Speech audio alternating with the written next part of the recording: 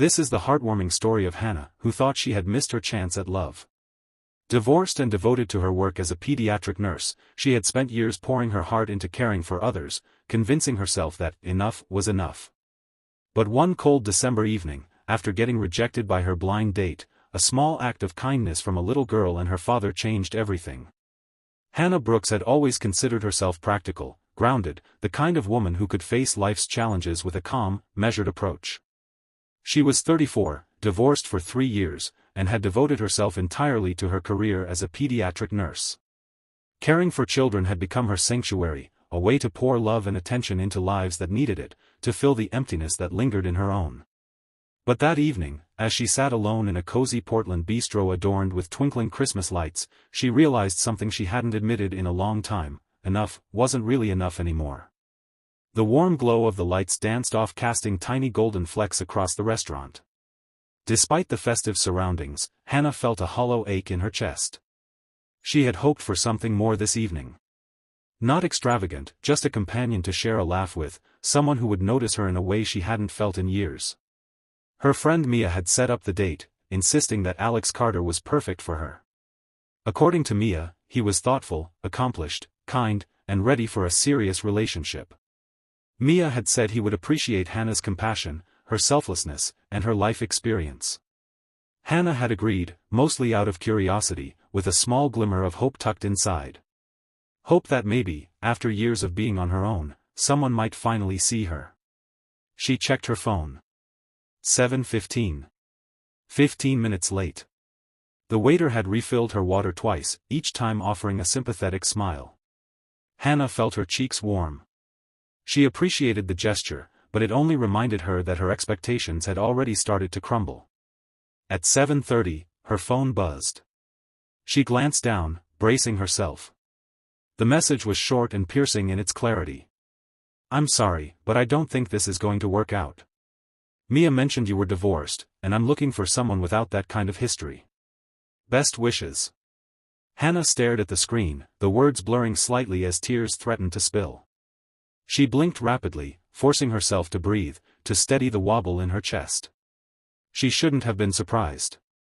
She'd been through this countless times before, too focused on work, too independent, too damaged from the past. Each rejection felt like proof that she had somehow missed her chance at love, at family, at belonging. Pulling her coat over her arm, she prepared to leave gracefully, trying to salvage the last shred of dignity from an evening that had promised something and delivered only disappointment. She was halfway to the door when a small, insistent voice stopped her. "Excuse me, why do you look so sad?" Hannah looked down and saw a little girl standing beside her, maybe 4 or 5, with golden hair tied into 2 playful pigtails. The child wore a red velvet dress trimmed with a crisp white collar and held a tiny teddy bear in her arms. Her blue eyes were wide and earnest, filled with a concern so pure and unself-conscious that it made Hannah's heart ache. "I'm okay, sweetie," Hannah said, managing a small, shaky smile. "Aren't you supposed to be with your family?" "I am," the girl replied. "That's my daddy over there." She pointed toward a nearby table where a man was watching them carefully, concern etched into his features. "But I saw you, and you looked lonely. Like you needed a friend," the girl said simply. Before Hannah could respond, the man approached. Probably in his late 30s, he had kind brown eyes and a soft, approachable presence. His dark suit was neat but understated, elegant without being formal.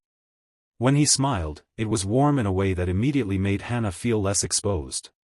"Sophie, honey, you can't just approach strangers like that," he said gently, taking the little girl's hand. "But Daddy," she looked sad. "I can help." "You always say I'm good at cheering people up," Sophie replied earnestly. Hannah felt a crack open inside her chest, a small fracture she hadn't realized was there until now. "It's all right," the man said, glancing at Hannah. His eyes softened as he noticed the dampness at the corner of her eyes, the way her coat hung half on, and the empty chair across from her. "She's very sweet." "Bad evening?" he asked quietly, lowering his voice so only Hannah could hear. Hannah chuckled, a fragile sound that quavered. "He didn't even show. Sent a text, said I had too much baggage." "Sometimes, strangers are easier to talk to," he said kindly. Then, Glancing back at the table where his parents were watching with curiosity, he added, "Would you like to join us? My parents and I are celebrating my dad's birthday. My mom always makes far too much food, and Sophie insists you should come." "Really?" Sophie tugged Hannah's hand. "We're having chocolate cake. Grammy always gets chocolate because it's Grandpa's favorite, but she lets me have some too." "You can have mine." Hannah hesitated. She could go home, return to her quiet apartment, curl up on the sofa, and think about yet another failed attempt at love. But Sophie's hopeful eyes, Caleb's calm and kind gaze, something in that small family's energy made her pause. "If you're sure I'm not intruding," she asked softly. "Not at all," he said warmly. "I'm Caleb Turner, and this is Sophie." Walking to the table, Sophie began talking non-stop, about Christmas decorations, her new teddy bear, and the astonishingly ancient age of 65, though she assured everyone it wasn't as old as dinosaurs. Caleb's parents, Margaret and Henry Turner, welcomed Hannah with effortless warmth. Margaret's silver hair framed a face etched with kindness and gentle laughter lines, while Henry, proudly wearing a handmade birthday button from Sophie, offered his hand and said, "Anyone Sophie likes is a friend of ours." Dinner unfolded like a comforting song. Caleb spoke quietly about his wife, who had passed 2 years ago, leaving him to raise Sophie alone while balancing the demands of his architecture career. Some days were overwhelming, some nights were painfully lonely. Hannah spoke about her work, the joy of helping children heal, the stories she read to them, the small comforts she provided. Sophie listened with rapt attention, her eyes wide. "You make sick kids better, like a superhero," she declared. Hannah smiled, her heart lifting in unexpected ways. As the evening passed, laughter and conversation eased the weight Hannah had carried for months. When the chocolate cake arrived, Sophie insisted on sitting beside her, watching her closely with those earnest eyes. "Are you still sad?" Sophie asked softly. "Not anymore," Hannah admitted. "You've all made me feel so much better tonight." Sophie, with the blunt honesty only a child could command, asked a question Hannah had avoided for years. "Do you have kids?" "No, sweetheart," Hannah said gently. "Do you want kids?" Hannah's throat tightened. "I once did. I thought I would, but it didn't happen." Sophie considered this, then looked at Hannah with a seriousness that seemed far beyond her years. "My dad is lonely too. I can tell because sometimes he looks sad when he thinks I'm not watching. And I don't have a mommy anymore. That makes me sad sometimes, even though he tries really hard. Can you be my new mom?" The words hit Hannah like a gentle storm. She knelt to Sophie's level, struggling to keep her emotions in check. "Being a mom is a very special thing. It doesn't happen overnight," she said softly. Sophie, undeterred, looked her in the eyes. "But you're kind. And sometimes you're sad like Dad. That means you could make each other happy. And you work with kids already, it makes sense." Hannah laughed through tears. "You're right. It does make sense. But your dad and I just met." "Then don't be strangers first," Sophie said simply. "First you're strangers. Then you talk. Then you're friends." Caleb finally spoke, explaining gently that Sophie had been thinking a lot about family lately. Her preschool had a family tree project, which had stirred questions about her mother and their family structure. Hannah nodded in understanding. She had spent years with children who needed guidance, comfort, and honest answers. She could relate. As the night wound down, Sophie asked if Hannah could come back to visit. Hannah thought of her quiet apartment, the sting of rejection, the years she'd spent believing her chance at love had passed. But she looked into Sophie's hopeful eyes, Caleb's warm gaze, and the gentle encouragement from Margaret and Henry. "I'd love to," she said. "Maybe this weekend?" Sophie hugged her tightly. "Yes. I'll even clean my room." Over the next several months, Hannah became a regular part of Sophie's life. Saturday mornings were filled with stories, crafts, and small science experiments. Sophie's curiosity and innocence reminded Hannah of why she had chosen her career in the first place. Caleb gradually shared the challenges of raising Sophie alone, the long hours, the nights when guilt gnawed at him for not being enough, and the lonely moments that stretched between exhaustion and responsibility. Hannah opened up too, sharing her story of heartbreak. She spoke of her marriage that ended because her ex-husband didn't want children, the years of fertility treatments, the empty nights spent wondering if motherhood would ever be hers.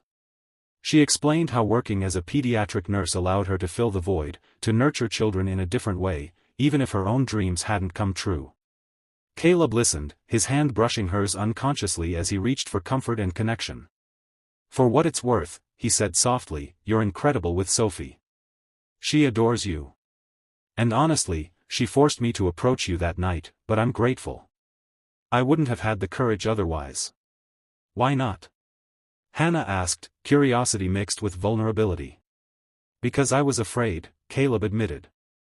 "I'd been hurt before. I wasn't sure I could risk opening my heart again. But Sophie reminded me that love is always worth the risk." By the time Christmas arrived, Hannah was more than just a visitor in their lives. She had become part of the rhythm of their family, present for small moments of joy and comfort alike. On Christmas Eve, she joined Caleb and Sophie at home, a small house filled with warmth, the scent of pine and fresh-baked cookies hanging in the air. Sophie had crafted ornaments for everyone, each decorated with glitter and determination, the one she made for Hannah reading, "My favorite nurse," in crooked but heartfelt letters. They sat by the Christmas tree that night. Sophie crawled into Hannah's lap with a book, and Hannah read aloud, doing voices for each character. Caleb's arm draped around her shoulders naturally, a silent acknowledgement of the bond forming between them. Later, after Sophie went to bed, they stepped onto the front porch, watching snow fall gently around them. "She's going to ask again," Caleb said quietly. "About you being her mom. She asks me every night." Hannah smiled softly. "What do you tell her?" "I tell her that love takes time, that families are built slowly, with care. But I also tell her that sometimes, when you find the right people, it feels like they were always meant to be part of your story." "I spent 3 years convinced I'd missed my chance," Hannah admitted. "That family, love, belonging, they were for other people, not for someone like me." "You fit mine," Caleb said simply. "You fit Sophie's. You fit this life, if you want to be part of it." "I do," Hannah whispered. "I want it so badly it scares me." "And that's how you know it's real," Caleb replied. Snow fell softly as they kissed, a gentle warmth against the winter chill, and Hannah felt her heart open like a flower finally finding sunlight. 6 months later, Hannah moved in permanently. Sophie helped unpack, carefully carrying items and directing where everything should go. When they reached the bedroom that would now be hers too, Sophie stopped. "So, you're really staying forever?" she asked, her small hands gripping Hannah's. Hannah knelt and held both hands. "I'm really staying. If it's okay, can I call you Mom?" "I would love that," Hannah said, tears brimming.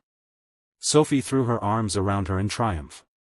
From that Christmas onward, Hannah, Caleb, and Sophie built a life together. Hannah realized that home wasn't a place, it was trust, love, and hearts that saw and accepted her fully. Sometimes the greatest blessings arrive when we feel broken, through the kindness of strangers, and the courage of a child to ask the impossible. Hannah understood, finally, that home was not about perfection or timing. It was about hands reaching for hers, hearts opening gently, and love arriving when least expected. It was in Sophie's laughter, Caleb's steady presence, and the warmth of a family choosing each other every day. And in that moment, Hannah knew that she had finally found where she belonged.